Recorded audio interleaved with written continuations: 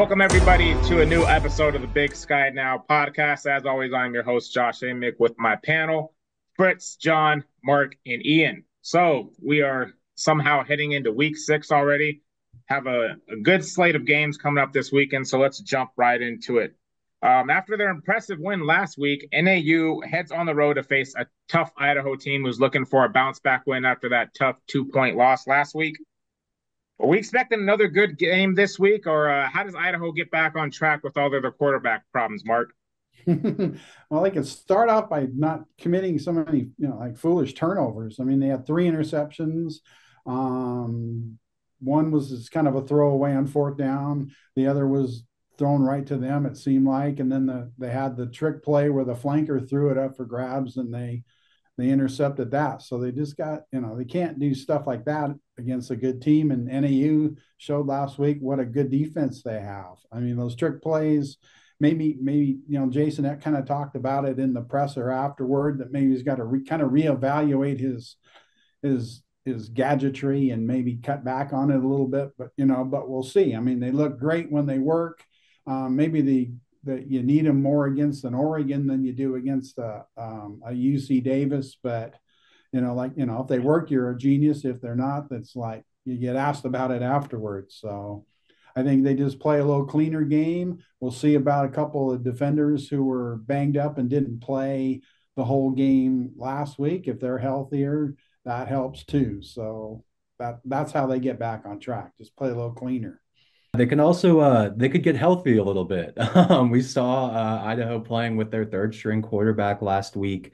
Um, Obviously, their starter goes down week 1, and then Wagner got hurt last week, I think in the third quarter or so.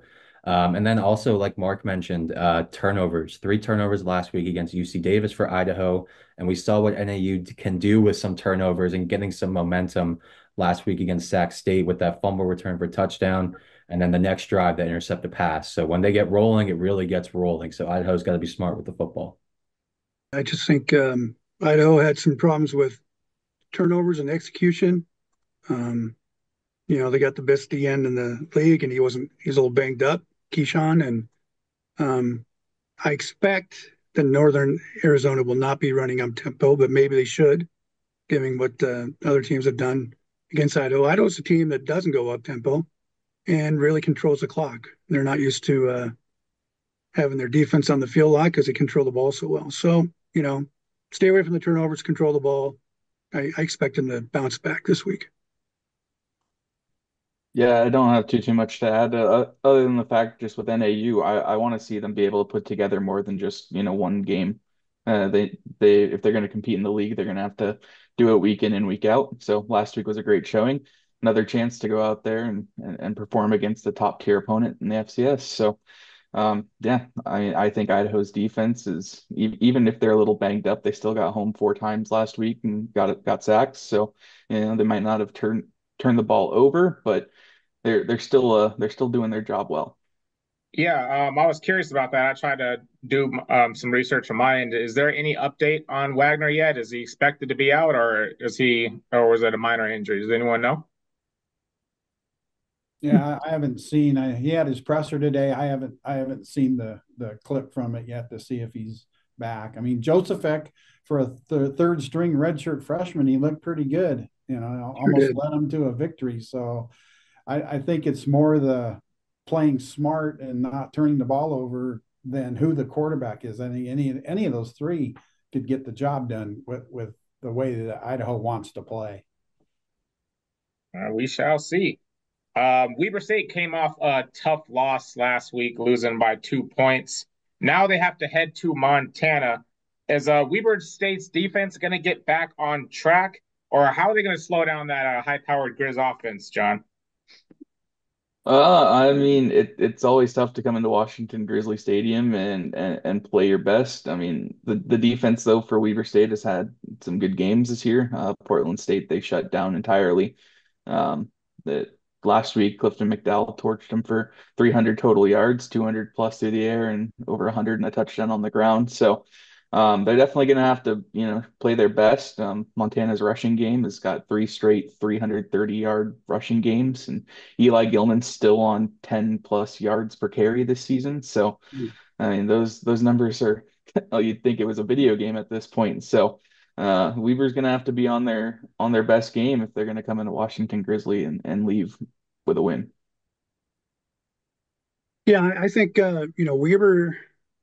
I suppose Weaver has a what we call a puncher's chance. I think that's Mark's term. But the way Montana's been running the ball and really spreading it out on offense.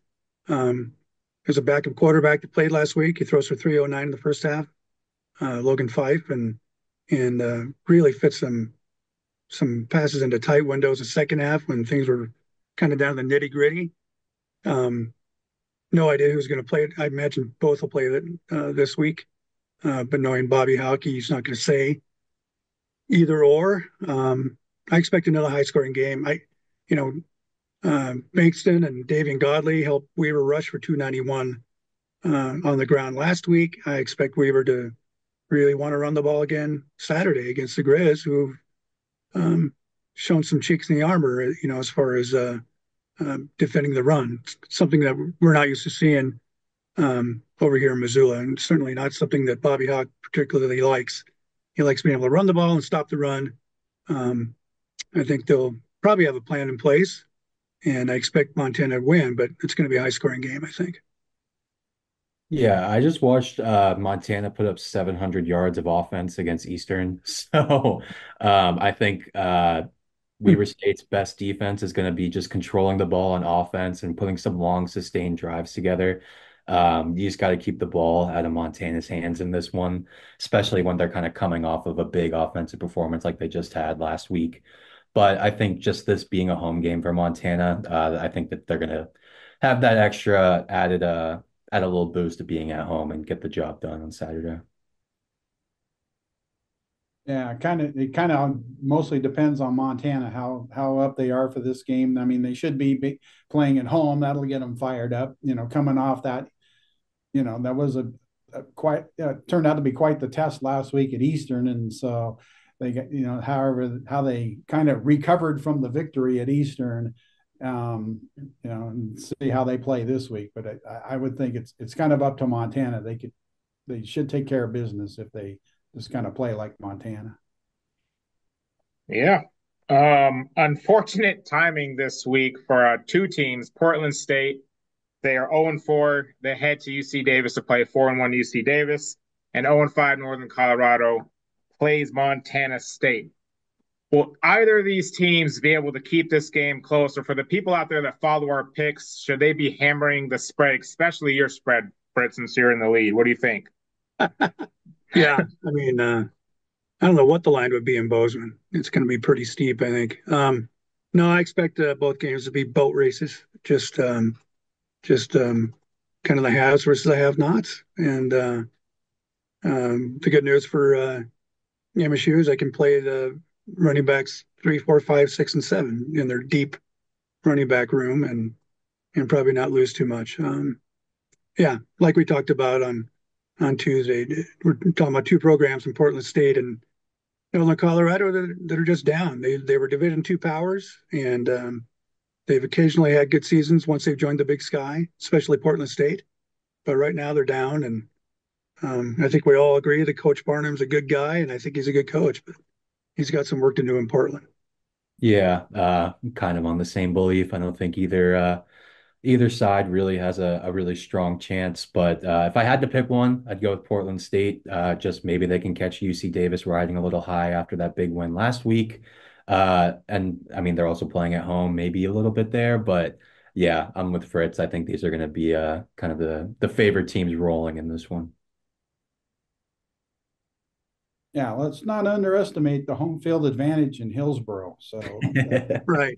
okay, okay, okay, let's underestimate it a little bit. But yeah, like Ian said, that's the chance that Portland State has. Plus, like you mentioned, UC Davis, patting themselves on the back after beating Idaho. It's can they put that behind them and go up there and get a win that they're supposed to win? As for the other one, no, Montana State will kind of do what it wants to do and hopefully not get anybody hurt. Yeah, Montana State's not going to have any trouble with Northern Colorado. When we were watching the in the office last week, Northern Colorado, Cal Poly, I think I mentioned to make a note that I don't want to pick Northern Colorado at all for the rest of the season. So that kind of shares my thoughts on how the season's going for the Bears. But Davis, I think, I think they're going to perform well against Portland State. I don't think they're going to have any trouble there, but it's one of those games where it if they do have trouble, it's going to be that overlooking that they came off a big win over Idaho. It could be a letdown this week, but I just don't see them having any problems. Another game I want to talk about was Idaho State is playing Cal Poly. Cal is coming off a good win last week. I guess good can be determined about who their opponent was, but they got the win last week. And Idaho State lost by 20 to MSU. Who do you think pulls off this victory between this matchup, Ian? I didn't get a chance to watch a lot of the Idaho State and Montana State game, but just kind of looking at what happened, obviously Idaho State went down 17-0 early in the game, but kind of hung with them a little bit, battled back, got it within seven. And then throughout the rest of the game, it's pretty much a consistent 1 to 2 score game between both sides. Obviously, MSU scored again late to push it to that 20-point win. But just kind of maybe they can take some stuff away from that game. I'm going to go with Idaho State in this one. Cal Poly can't really run the ball, and Idaho State has a pretty decent pass defense. So I'm going to rock with the Bengals for this one. Yeah, it should be a close game. I don't you would think Cal Poly would win this one being at home, but we'll see what how they handle being maybe a favorite. They haven't been a favorite very often lately. But I don't like Ian said, Idaho State's getting there. They throw the ball and they throw it well, and Cody Hawkins has them going. They're not just the automatic win they used to be. They're a good team. I mean, it was 17-10 against Montana State early in the fourth quarter before Montana State pulled away. So it was a little closer than it looked at the end. Yeah, I think Idaho State should pull it off. I think we all like what Cody Hawkins is doing in Pocatello. I like Paul Wolf personally. I did look it up. He was 5-3 against Idaho State when he was coaching the Eastern Eagles. But and gosh, he ran the ball well last week against Northern Colorado. So I think Cal Poly has a chance, but I think Idaho State's got the better team still. I think Cal Poly's going to need to hit some big plays like they did early against Northern Colorado last week. They had the 95-yard touchdown to get on the board first, then quarterback broke off a 50-plus yard run to double that lead. So it's gonna take some big plays and a mix of Idaho State not playing as well. I was impressed with how Idaho State played through those middle quarters last week, keeping that game tight. And then, once they cut it to a one-score game, they left Rohan Jones wide open for a 70-yard touchdown. So it could be a good game. I don't expect it to be a blowout in any way, but I think that the Bengals will get it done on the road. That leads us into my favorite segment of the week. It's when we give you our picks. Fritz had a good week last week with a lot of upsets. Last week he moved to 45-8 on the season, so he's crushing it. Fritz, let's start with your picks and go down the line. And who you got? Okay, I'll take Montana over Weber. I'll take Montana State way over Northern Colorado. Davis way over Portland State. I'll stick with Idaho over NAU, and then I'll take Idaho State over Cal Poly.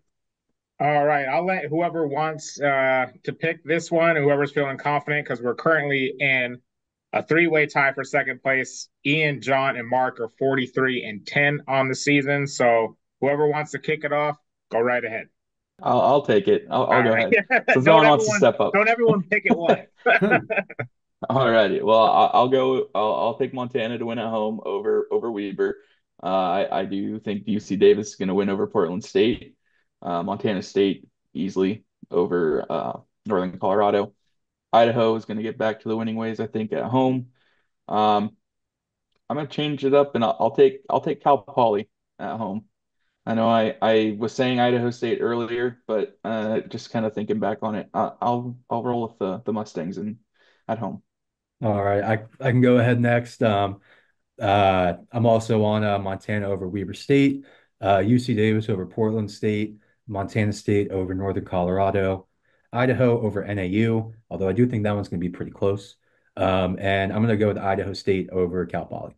Okay, I'm going to take Montana over Weber, UC Davis over Portland State, Montana State over Northern Colorado, Idaho over Northern Arizona. And since you guys all talked up Idaho State, other than John switching his pick, I'm going to take Cal Poly to win at home, and we'll see. We'll see. It would be a big win for Idaho State to win a road game. That would be saying something if they could do something. But I'm going to take Cal Poly, and we'll see what happens. All right, that leaves me. I did make up some ground last week. Me and Fritz were the only ones that had an over 500 percentage last week. So I'm just one game behind. I'm 42-11. So I'm making up a little bit of ground. I'm going to try to make up even more ground this week because I'm going a little bit different than what the guys said. I am taking Montana over Weber State, UC Davis over Portland State, and John will vouch for me. I had UC Davis winning last week, but I flip-flopped. I was influenced by these guys because they know a lot more than I do in this conference. I'm going with Montana State. I'm actually going to pick NAU to beat Idaho. I just think with their quarterback struggles and everyone being hurt, we'll see what happens. I don't know who's going to play, but I think NAU might go in there with a little bit of momentum. And then I'm going to stick with the California team I should have picked last week, Cal Poly to beat Idaho State. So we'll either make up some ground or I'm either going to be in a hole that I can't get out of. So we'll see how that plays out. But as always, I want to thank my panel for joining us for another episode of Big Sky Now. Join us again next week. We'll have 2 new episodes for you as we start to get almost at the halfway point in the season. But thank you, everyone, for joining us. I've been your host, Josh Amick. Thanks again to my panel, Fritz, John, Mark, and Ian. And we'll see you next week. And until then, take care.